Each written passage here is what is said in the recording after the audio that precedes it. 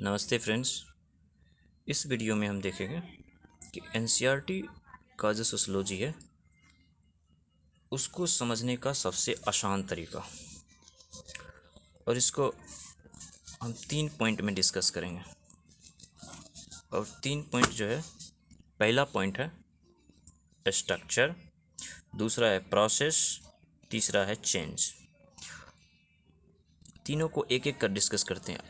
और मैं आपको कहता हूँ, अगर आपको 3 पॉइंट समझ में आ गए तो फिर आपको कोई टेंशन लेने की ज़रूरत नहीं है, आपको पूरा एनसीईआरटी समझ में आ जाएगा। तो हम 3 पॉइंट को एक एक कर देख लेते हैं।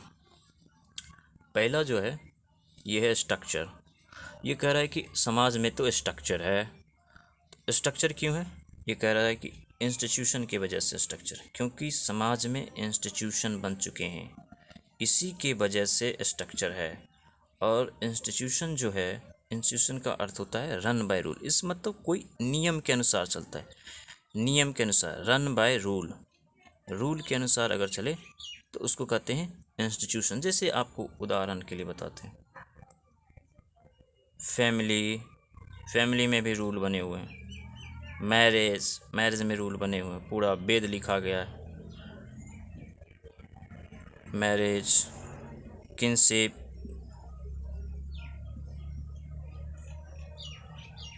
और पॉलिटिक्स, ये सब जो है क्या है, सोशल इंस्टीट्यूशन। पॉलिटिक्स, रिलीजन है, रिलीजन क्या है, एक सोशल इंस्टीट्यूशन है। एजुकेशन भी एक इंस्टीट्यूशन बन चुका है, एजुकेशन है।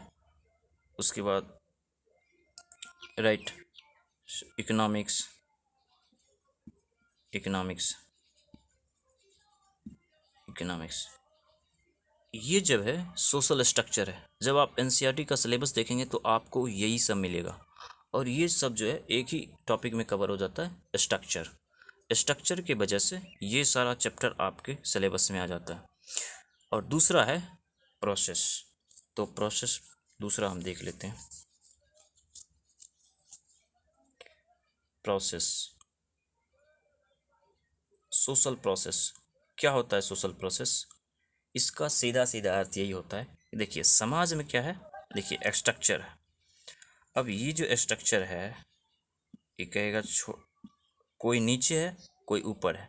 तो ये जो नीचे वाला है, तो ये नीचे वाला सोचेगा यार सब आदमी ये जो ऊपर वाला के बारे में सोचेगा, यार ये आदमी ऊपर है और मैं नीचे हूँ, ऐसा क्यों? तो तो सोचने का 3 ढंग हो सकता है। एक, ये आदमी सोचेगा कि यार ये ऊपर है, ये तो बहुत टैलेंटेड है, इसमें बहुत बड़ा एकदम बहुत टैलेंट है, तो इसलिए ऊपर है। तो ये आदमी क्या करेगा, कॉपरेट करेगा। कॉपरेट, ये एक सोशल प्रोसेस है, कॉपरेशन, ये कॉपरेट करेगा। और दूसरे ढंग का आदमी क्या सोच सकता है कि यार ये तो मतलब गलत है, कोई ऊपर है कोई नीचे है, ये कैसे हो सकता है?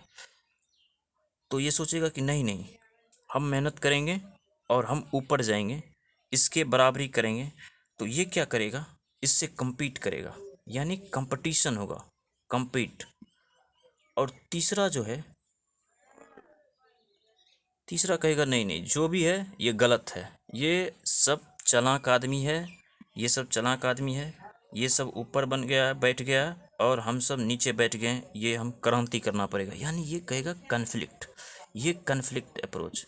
देखिए मैं आपको बता देता हूँ, कन्फ्लिक्ट का जो अप्रोच है, ये कन्फ्लिक्ट से समझने का जो अप्रोच है, ये मार्क्स का अप्रोच है। क्या है? मार्क्सिस्ट अप्रोच, ये मार्क्सिस्ट अप्रोच।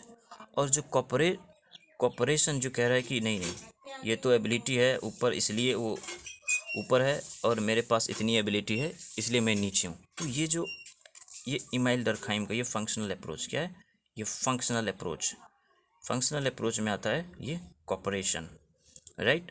सो स्ट्रक्चर है, उस स्ट्रक्चर की वजह से क्या हो रहा है, प्रोसेस हो रहा है।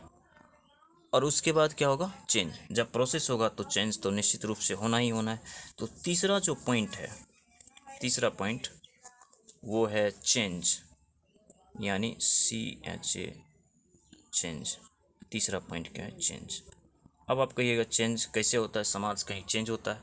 चेंज होता है, जैसे हिंदू धर्म में लोग कहते हैं कि पहले द्वापर, त्रेता, उसके बाद कलयुग आ गया। तो ये भी तो एक चेंज का एग्जाम्पल है।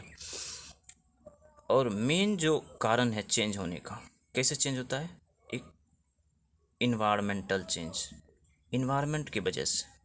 इन्वायरमेंट का असर, पहले कहते हैं कि पृथ्वी पर जीव जंतु नहीं थे, फिर पृथ्वी गर्म होती गई, उसके बाद जीव की उत्पत्ति हुई।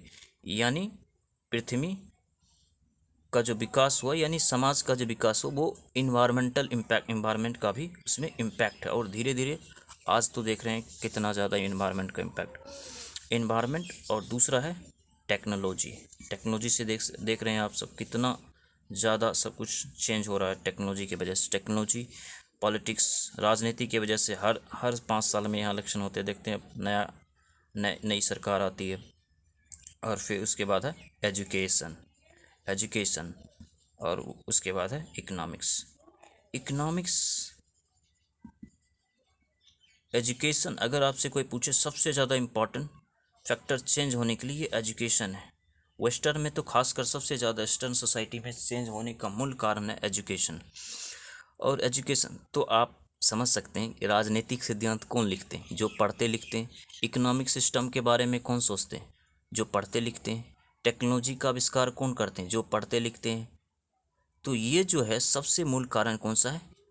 एजुकेशन। एजुकेशन से ही पूरा जो है चेंज हो रहा है। और इसका एक इम्पैक्ट जो है सोसाइटी पर पड़ता है। तो इसलिए हम सोशल चेंज के बारे में पढ़ते हैं।